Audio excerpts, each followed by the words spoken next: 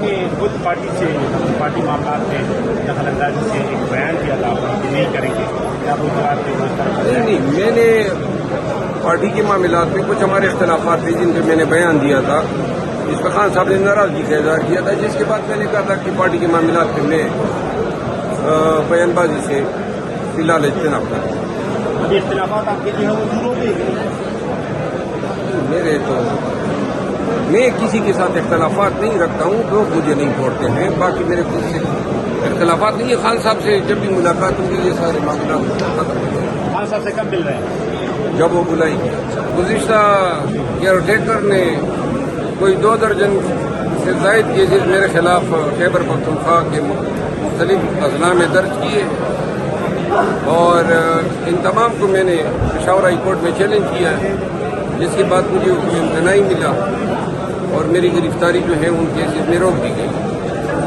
پھر حکومت چینج ہوئی، اس دوران چند کیسز جو تھے وہ ختم ہو گئے اور چند کیسز ابھی رہتے ہیں۔ آج جو کیسز سماعت کے لیے مقرر ہے ڈویژن بینچ کے سامنے، آپ دیکھتے ہیں کہ کیا پیش رفت ہوتی ہے۔ اچھا، شیر ضرورت سے آپ کو یہ بتائی جائے کہ آپ نے جو پارٹی معاملات سے کنارہ کشی اختیار کی تھی، بیان کیا تھا کہ پارٹیسپیٹ نہیں کروں بھائی، بیان بازی نہیں کروں صاحب، اور اس کا خان صاحب کے حوالے سے بتائی جائے کہ ان کی رہائی کے حوالے سے کیا کشمیر دے رہے ہیں آپ بڑی زیادہ اچھی ہوتی ہے؟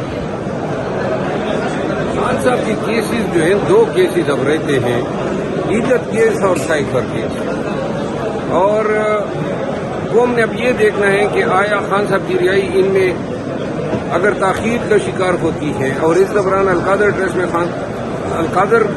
کیس میں خان کو سزا ہو جاتی ہے، اس کا مطلب یہ ہے کہ پھر یہ سینکرونائزیشن چل رہی ہے، تو اس کے بعد جو ہے لازم ہے کہ خان کی پھر رہائی عدالتوں سے ممکن ہی نہیں ہے، کیونکہ یہ کیس بناتے جائیں گے اور یہ سزا دلاتے جائیں گے۔